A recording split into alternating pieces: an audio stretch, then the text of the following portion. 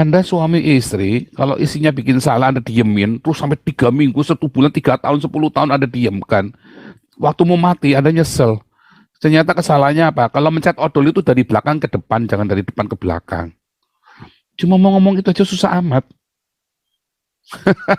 Sampai di bawah mati kesalahan itu. Didiemin. Saya sudah ngomong 100 kali, Pak.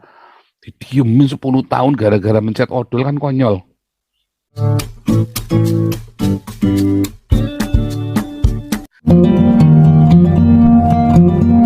Luar biasa, firman Tuhan selalu baru bagi setiap orang yang hidup mengasihi Tuhan dengan sungguh-sungguh.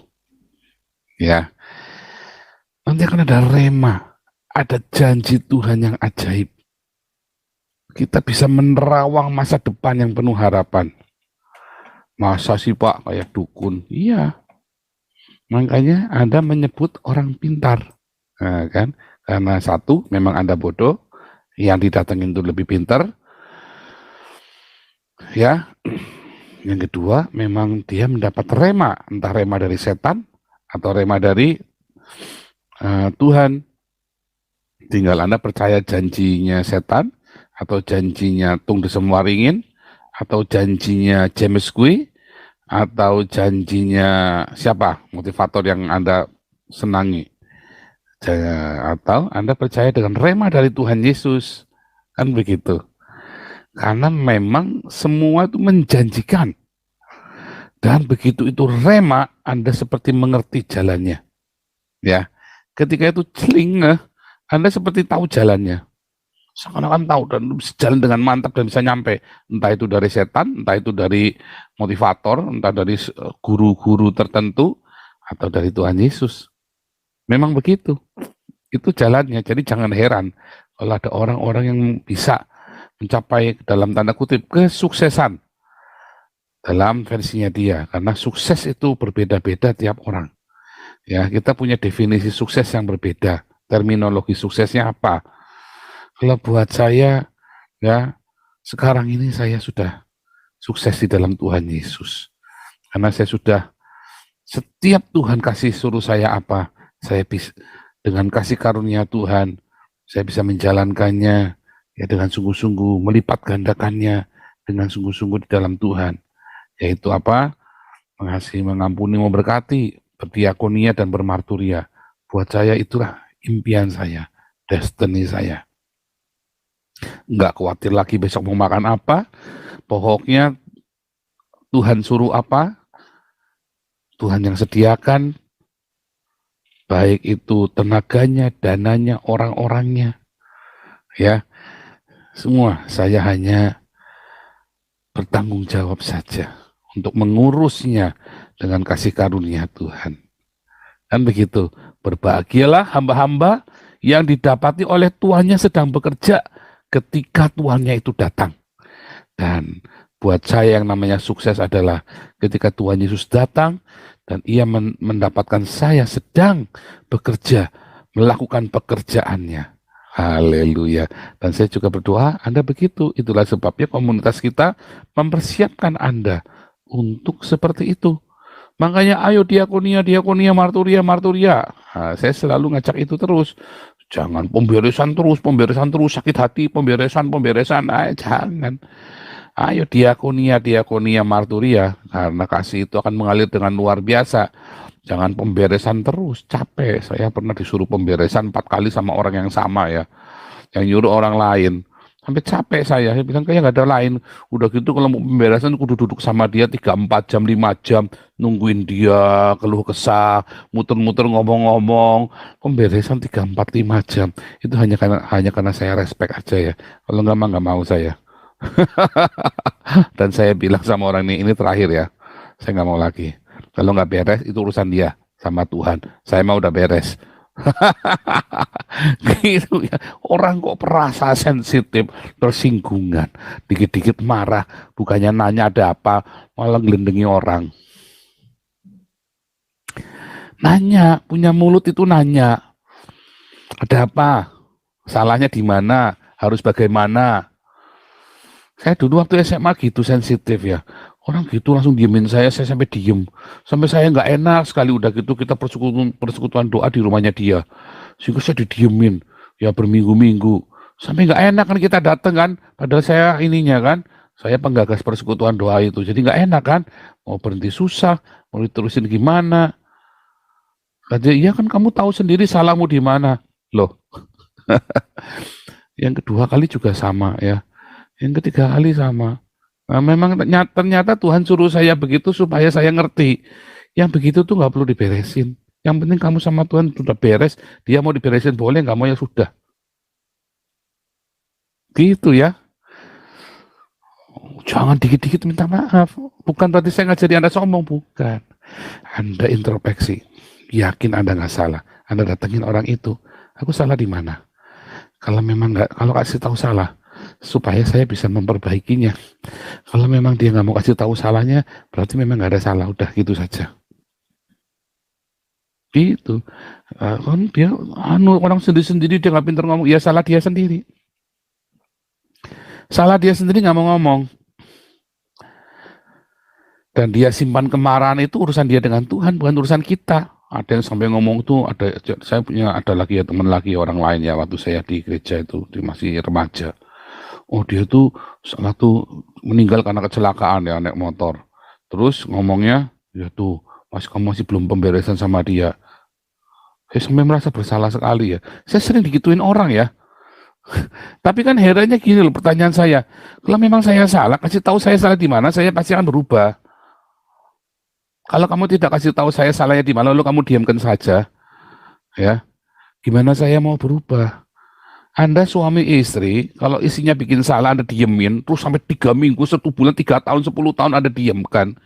Waktu mau mati, Anda nyesel. Ternyata kesalahannya apa? Kalau mencet odol itu dari belakang ke depan, jangan dari depan ke belakang. Cuma mau ngomong itu aja susah amat. Sampai di bawah mati kesalahan itu. Didiemin. Saya sudah ngomong 100 kali, Pak. Didiemin 10 tahun gara-gara mencet odol kan konyol. Ya, salahmu sendiri. Ajari anak-anakmu untuk mengungkapkan apa yang diisi hatinya dengan cara yang benar. Itu harus diajarin dari kecil. Aduh, aku aja susah, Pak. Nah, makanya ajarin. Maka Anda akan merdeka. Engkau akan mengerti kebenaran. Dan kebenaran itu akan memerdekakan kamu. Jangan mau di-framing sama orang.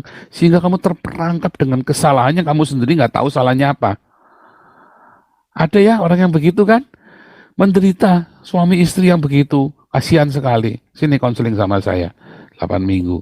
Wah, saya tak kupas kulitin satu-satu. Saya kulit-kulitnya. Tapi kalau udah konseling pernikahan sama saya, waduh, puyeng-puyeng udah.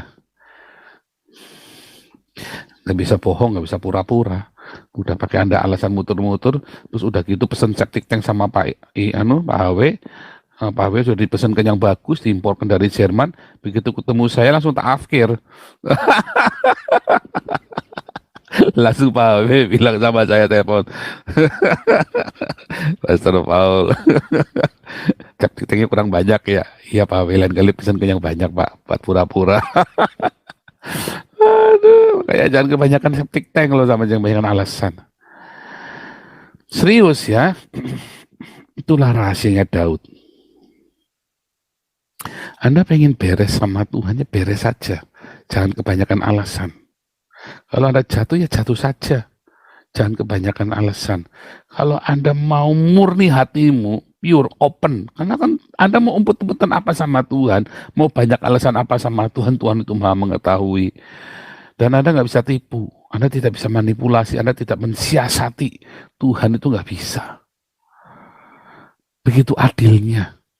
Kadang-kadang kemarin ya orangnya, oh, Tuhan kan penuh kasih tapi juga adil. Adil itu dalam pemikiran dia tuh kalau hitam dan putih gitu loh. Enggak ya, yang maksud Tuhan itu adil itu ya. Anda nggak mungkin lari, nggak mungkin meleset. Bukan karena Tuhan mau hukum Anda, bukan. Karena kalau udah 1+1 ya pasti sama dengan 2. Itu namanya adil. 1+1 sama dengan 2. Anda mau diputar-putar kemana-mana pun, diputar ke salon ngidun ngetan ngulon, nanti ujungnya 2 lagi. Tinggal Anda mau nunda ngisinya, Anda mau kebanyakan alasan, ya kan sing kosinus eksponensial, logaritmik sekian, A plus B, kuadran, integral, hasilnya 1 tambah 1 tetap sama dengan 2. Kecuali Anda salah ngitung, nggak teliti. Bisa begitu. Bisa 1 tambah 1 sama dengan 1 atau 3. Atau yang lainnya, kalau Anda nggak teliti. Mau diputar-putar tetap 2. Itulah keadilan Tuhan. Anda menabur, ya pasti menuai. Itulah keadilan agape. Itulah keadilan dari agape yang menciptakan semesta ini. Jangan dipelintir-pelintir, jangan diputar-putar, jangan diputar-putar. Buang waktu. Makanya hidupmu banyak tidak berguna. Anda masuk padang gurun, muter-muter nggak kelar-kelar. Ya, orang Jerman kalau bilang alles klar itu langsung bling-bling matanya, alles klar. Kalau Anda masuk nggak kelar-kelar malah, ya kan, nggak kelar-kelar. Kalau ketemu orang Jerman enak, alles klar, selesai. Nggak kebanyakan muter-muter, langsung to the point, punglih, ya kan, tepat. Anda mau bikin ukuran apa, nggak pakai toleransi, nggak pakai tepat, enak orang hidup begitu. Enak, cepat nanti hidupmu, enak prosesnya. Dan Anda tinggal membangun. Dan itu yang terjadi sama Daud, nggak kebanyakan alasan. Dia mengasihi Tuhan itu nggak pakai retorika. Ya, katakan 1 Korintus 2 ayat 9 itu ya. Apa yang tidak pernah dilihat oleh mata, tidak pernah didengar oleh telinga, tidak pernah timbul dalam hati manusia, semua disediakan oleh rema. Ya kan, Allah adalah roh. Roh itu kan rema kan? Dan rema itulah agape kan? Untuk mereka yang agape kepada dia. Iya kan? Itu janji Tuhan Yesus. Tergantung Anda janjinya mau pegang janjinya siapa nih? Nah, kalau Anda pegang janjinya Sun Tzu, ya nanti Anda akan hidupnya menggenapi perkataannya Sun Tzu. Kalau Anda mau pakai janjinya Sio-Sio, Anda harus ikutin syaratnya Sio-Sio. Anda mau ikuti janjinya horoskop, Anda ikuti aturannya horoskop. Anda mau ikuti janjinya primbon, ikuti aturan primbon. Pantangan-pantangannya juga. Kalau Anda mau janjinya Tuhan Yesus, ikutin aturan-aturannya. Dan ia berjanji, ya, yang tidak pernah dilihat oleh mata, yang tidak pernah didengar oleh telinga, yang tidak pernah timbul dalam hati manusia, semua disediakan oleh rema bagi dia yang agape kepadanya. Gitu, simpel sekali. Jangan muter-muter, jangan kebanyakan di konsep-konsep pakai paket ayam geprek, paket tempe penyet. Nggak usah dirumus-rumus sendiri, udah begitu saja. Jangan bikin rumusan sendiri, jangan bikin teori sendiri. Sudah apa sajanya begitu. Kita sudah tahu. Dan keadilannya itu artinya Anda nggak bisa tipu-tipu. Itu akan kejar 1 tambah 1 ya sama dengan 2. Anda nabur apa, Anda akan tuai apa. Tinggal Anda nuainya sama Tung Desem Waringin, Anda nuainya sama si Jack Ma, sama si Bill Gates, sama si Mark Zuckerberg, atau Anda menuainya sama Tuhan Yesus. Remanya siapa yang Anda mau dipakai untuk nemenin penuaian itu? Lagi masa Anda menabur yang jelek, Anda akan menuai badai. Tinggal di tengah badai itu sama Mark Zuckerberg, ya, apa sama si Jeff Bezos, apa Anda sedang sama si Mario Teguh, atau Anda di dalam badai itu bersama Tuhan Yesus, atau sama Muhammad. Kan begitu. Ketika Anda bersama dengan Tuhan Yesus, maka gadanya dan tongkatnya itu akan menghibur kita.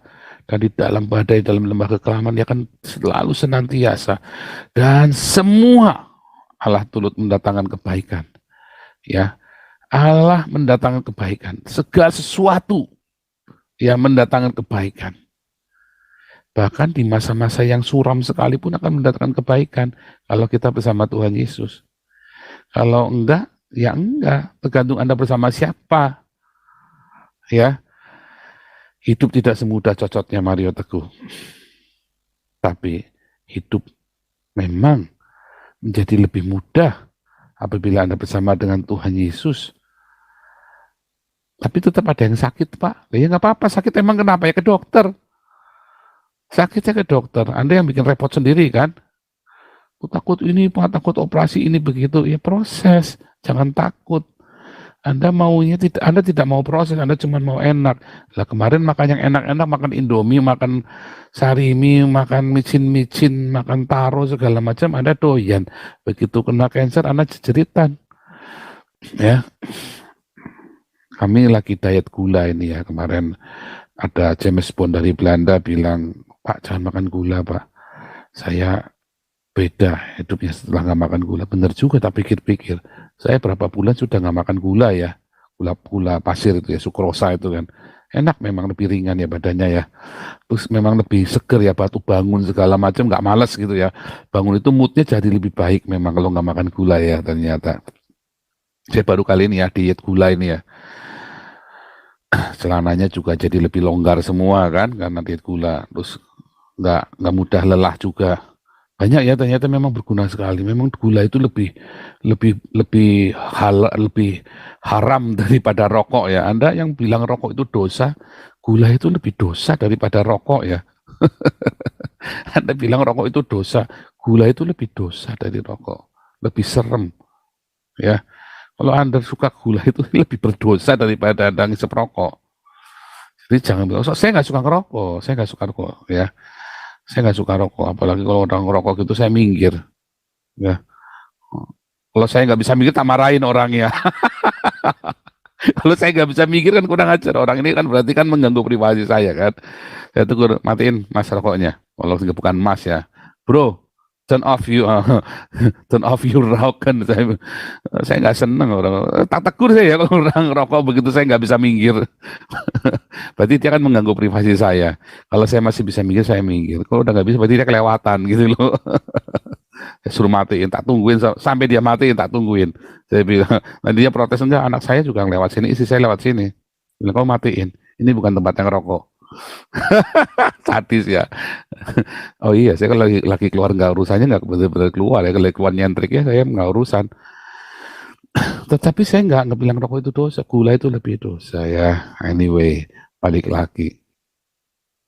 Jadi ketika Daud berkata ingin membangun rumah untuk Tuhan, sementara dia sudah tinggal di rumah kayu aras yang indah, artinya dia sudah mencapai puncak kejayaannya dia punya kekayaan, punya kelimpahan hidup dalam segala sesuatunya. Terus dia ngomong sama Tuhan, sama Nabi Nathan, Nabi, ya kan, yang misal ini Bu Nerliana ngomong sama saya, Pak Nabi, saya ini tiap hari belanjanya di Sogo, tasnya saya harganya 150 juta. Nah, kemarin saya beli jam harganya 2 miliar. Masa Tuhan nggak punya rumah? Saya mau bangun gereja di sana di Pekanbaru. Saya bilang, kok kamu bangun gereja sih? Itu kan perjanjian lama, perjanjian baru beda. Apa Pak Nabi? Diakonia. Membangun tubuh Kristus itu dengan diakonia. Membangun rumah Tuhan yang adalah baitnya tubuh Kristus itu adalah dengan diakonia. Kalau kamu mengasihi Tuhan, ya, ingat kalau kamu pakai jam tangan 2 miliar. Kalau nasi bungkus harganya 10.000, berarti kalau 2 miliar dibagi saja. Berarti tiap kali kamu lagi pakai jam tangan 2 miliar, kamu sedang nenteng 2 juta nasi bungkus. 200 ribu nasi bungkus tuh. Nah, pikir aja, pantas apa enggak? Tiap hari kamu nenteng-nenteng 200 ribu nasi bungkus. Harusnya kan dibagikan kan. Coba Anda pikir ya, jam tanganmu diganti nasi bungkus, ditaruh di tanganmu gitu loh. Berat begitu kan. 200 ribu nasi bungkus. Tiap hari kamu pergi-pergi bawa 200 ribu nasi bungkus, enggak kamu bagi-bagi. Tega. Sampai bosok nasi bungkusnya. Tiap hari Anda nenteng-nenteng 200 ribu nasi bungkus. Tiap hari. Aku tinggal di rumah di kayu aras, aku pakai barang-barang mewah. Masa Tuhan tidak dikasih tempat? Ya tempatnya Tuhan sama orang-orang miskin ini. Hati Tuhan sama mereka, di mana hartamu berada, di situ hatimu ada. Amsal berkata, kalau engkau menolong orang miskin, engkau menghutangi Tuhan. Firman Tuhan begitu ngomong. Ya kan? Artinya kalau kau ingin memberkati Tuhan, berkati orang-orang miskin ini, bukan kacang-kacang. Bukan Anda punya 2 miliar cuma dikasih 20.000 rupiah. Bukan ada punya 2 miliar kasih 2 juta saja sudah berkotek-koteknya minta ampun. Ya, rasanya lebih mahal ongkos tiket pesawatnya daripada yang Anda nyumbang. Banyak pendeta-pendeta begitu, orang-orang begitu. Suara saya kecil? Enggak ah. Tes. Besar ya suara saya. Coba Besar, Pak. Bagus ya? Bagus. Oke. Aman. Ini pakaian pasti lagi di terminal bis ini. Suara saya kecil. Itu. Jangan, tiket pesawatnya sama yang Anda tabur saja lebih mahal tiket pesawatnya. Aduh, jangan begitu. Itu namanya basa-basi Anda. Ya, itu namanya Anda basa-basi. Kalau Anda ingin membangun rumah Tuhan, jangan tanggung-tanggung. Makanya Tuhan Yesus pernah ngajarin, juallah segala milikmu. Tetapi arti itu bukan secara dijual, saya harus jadi kere dong. Enggak, bukan. Artinya Anda harus selalu senantiasa standby, kapanpun dibutuhkan. Karena Anda kan hanya bendahara. Ya kan? Damaris punya saldo 400 juta rupiah. Ya. Apakah uangnya itu punyanya Ibu Joan, bendahara? Bukan. Ibu Joan itu hanya bendahara, bukan uangnya Ibu Joan. Bukan uangnya Ibu Joan itu bendahara. Artinya kapanpun Damaris butuh, Ibu Joan harus transfer. Begitu. Anda ini hanya bendaharanya Tuhan. Ya. Kita ini adalah bendaharanya Tuhan yang mencangkul tak mampu, mengemis malu. Kita ini semua ini bendaharanya Tuhan, kita standby. Kapan Tuhan perlu, kita siap. Ya toh? Masalahnya kan enggak. Makanya kita nggak bisa mengalami 1 Korintus 2 ayat 9. Gimana bisa? Long kita nggak punya kasihnya kita retorika. Kita bukan jadi bendaharanya Tuhan. Begitu uangnya masuk kita tilep, uang masuk kita tilep. Kita bersama Tuhan. Oh Tuhan, kita panggilnya namanya Tuhan, udah bilangnya Tuhan. Berarti kita jongos. Begitu Tuhan bilang, kasih sana. Sama Pak Paul itu, katanya mau ngasih makan orang-orang. Wah nanti dulu Tuhan. Wah nanti saya masih mau kawin dulu. Belum 3 kali. Maksudnya pestanya, bukan istrinya, belum pesta 3 kali maksudnya kan. Dulu saya pestanya 2 kali ya, di Salatiga sama di Tegal ya, umpah-umpahan ya, umpah-umpahan. Dulu pestanya 2 kali dulu saya. Padahal nggak punya uang tapi bisa pesta 2 kali. Rahasianya itu ya. Begitu. Jadi sebetulnya yang dilakukan Daud membangun rumah Tuhan adalah sama dengan yang Anda lakukan sekarang dengan Anda berdiakonia. Ya. Anda persiapkan semua bahan-bahannya. Gitu ya. Dan Tuhan memberikan satu janji yang mulia buat Daud ini. 1 Korintus 2 ayat 9 ini. Yang dia nggak pernah lihat, yang dia nggak pernah dengar, yang nggak pernah timbul dalam hatinya itu disediakan bagi Daud. Makanya Anda nggak perlu khawatir. Kalau Anda hidupmu penuh dengan kasih, diakoniamu tanpa retorika, marturiamu tanpa retorika, tenang saja. Ya, seharusnya saya akui dulu saya penuh dengan retorika. Ya, penuh dengan pencitraan. Makanya saya masih khawatir. Tetapi begitu saya ngerti rahasia ini, remanya siapa? Tuhan Yesus. Rema. Saya pikir kenapa khawatir ya? Ini kan pekerjaan Tuhan. Kalau mau jalan mah jalan terus, enggak terus, nggak usah pencitraan. Buat apa pencitraan? Kalau memang cari Tuhan pasti jalan, enggak dari Tuhan ya pasti ketipu terus, ruwet terus. Nyatanya kita ya jalan terus. Orang ruwetin, tapi kita nggak pernah ruwet. Orang mencoba ngeruwetin kita, tapi kita nggak pernah ruwet. Nyatanya kita tambah banyak kok.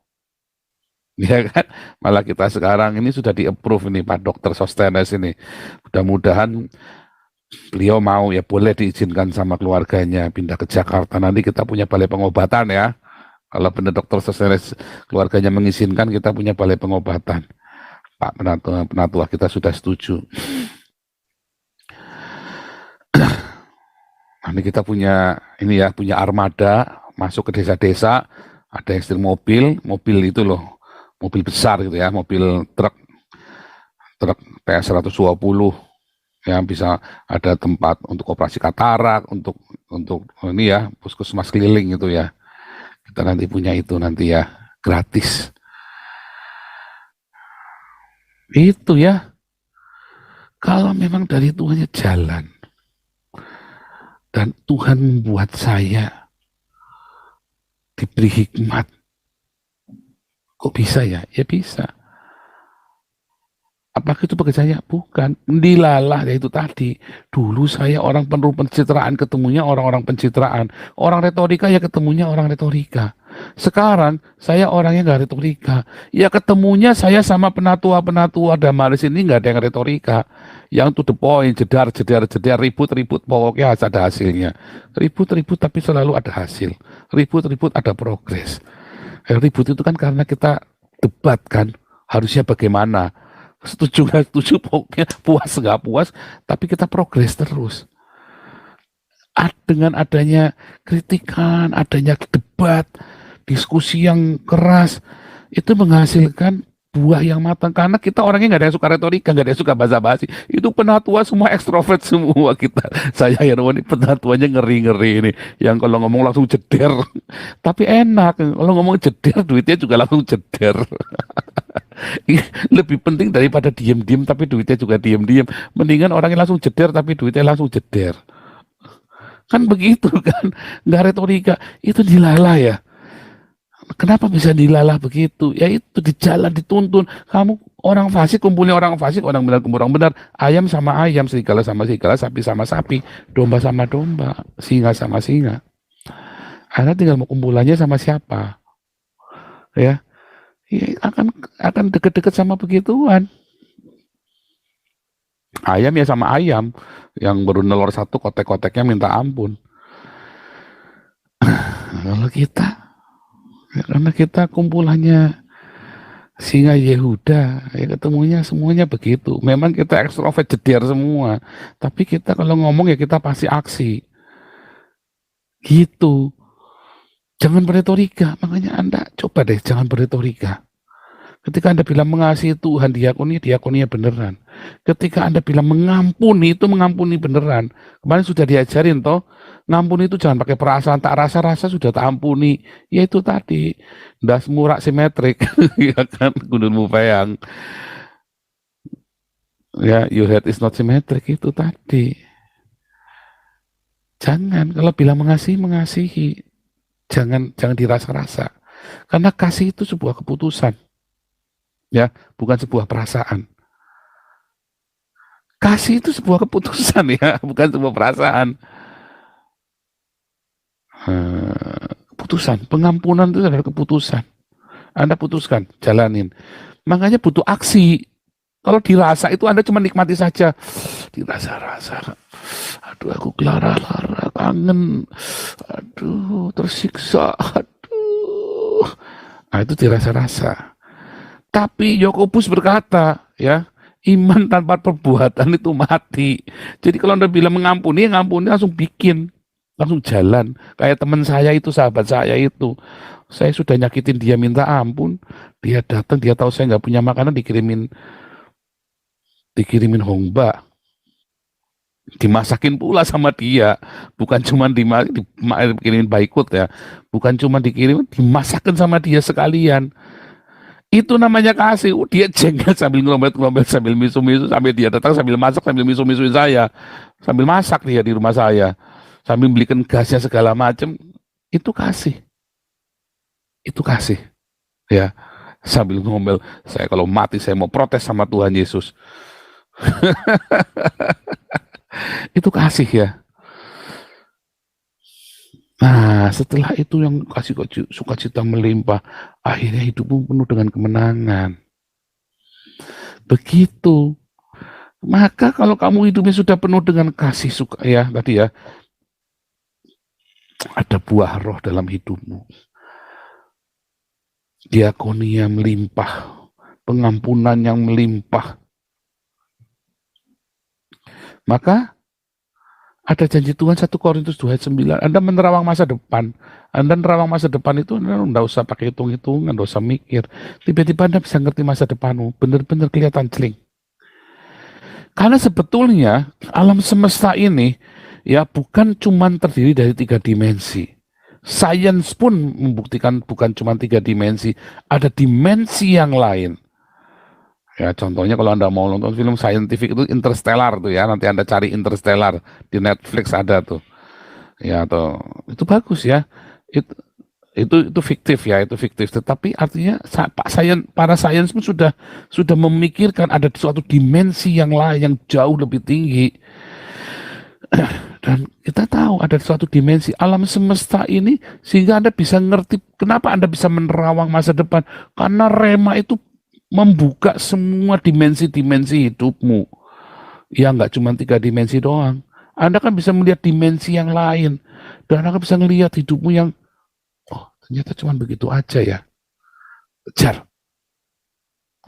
Makanya Paulus bilang, aku melupakan apa yang di belakangku. Aku mengarahkan kepada apa yang di depanku, panggilan surgawi dalam Yesus Tuhan. Dia melihat. Yang dia lihat itu, mungkin Anda cuma melihatnya sebagai retorika. Enggak, yang dia lihat itu dia ngerti yang dia lihat apa. Sama seperti hari ini saya melihat apa yang di depan saya ngerti apa yang saya kejar. Ya, itulah makanya saya bilang saya tahu masa depanku, hari depanku bersama Tuhan Yesus. Itu nggak basa-basi, nggak cuma lagu-lagu kosong. Sehingga Anda benar-benar nggak perlu khawatir. Ya, balik lagi, lupa kalau lagi sakit gimana, kan nggak mau operasi, nggak bisa, enak aja loh. Jangan ngatur-ngatur Tuhan, kalau memang kedua operasi, operasi saja. Semua adalah sebuah proses kok. Tapi kan takut ini, ya itu berarti Anda nggak punya kasih. Jalani semua prosesnya, jangan tawar-tawar, kalau memang kedua operasi, operasi. Apa sih proses kalau harus mengalami kematian, alami kematian. Gitu ya. Anda jangan takut. Ya, Anda jangan takut. Anda jangan takut dengan semua proses. Kalau Anda takut dengan proses, berarti Anda belum punya kasih yang melimpah. Jalanin, nikmati. Ya, jalani saja. Gitu ya. Pak, kok kayaknya gampang, tapi dilakukan susah. Enggak gampang. Yang bikin susah egonya kita. Artinya kita belum sangkal diri pikul salib. Kan enak kan, bolak-baliknya kan begitu kan. Anda ngerti nggak yang saya bayangkan? Itu semua connected satu sama lain. Satu syarat prasyarat yang sebetulnya mudah Anda persulit kalau Anda tidak lakukan yang itu. Begitu, makanya tiap hari diulang-ulang dari semua perspektif. Sampai Anda ngerti. Anda harus ikutin. Dan kalau sudah itu dilakukan. Kalau enggak Anda nggak ngerti, kalau Anda nggak melakukan. Itulah sebabnya Yesus berkata dalam Matius 7, orang yang mendengar logos dan melakukan, ia seperti orang yang membangun di atas batu. Sehingga ketika ada badai pencobaan dalam kehidupan, tetap kokoh dia. Walaupun dia belum rema. Dia baru dengar logos, tapi lakukan. Karena Anda akan ngerti kalau Anda praktek. Kalau Anda nggak praktek, Anda nggak ngerti. Bahkan ketika Anda gagal pun, Anda sedang dalam proses melakukannya, nanti Anda makin ngerti gagalnya kenapa. Dan harus jujur, jangan kebanyakan septic tank, harus jujur. Gitu ya. Simple ya. Haleluya. Tuhan Yesus membukakan Anda hari ini. Terawangan masa depanmu yang penuh dengan sukacita, yang penuh dengan harapan. Ya, bersama dengan Tuhan Yesus. Apa yang tidak pernah dilihat oleh mata kita, yang tidak pernah didengar oleh telinga kita, yang tidak pernah timbul di dalam hati kita, itu semua yang disediakan bagi orang-orang yang mengasihi Tuhan Yesus Kristus. Haleluya.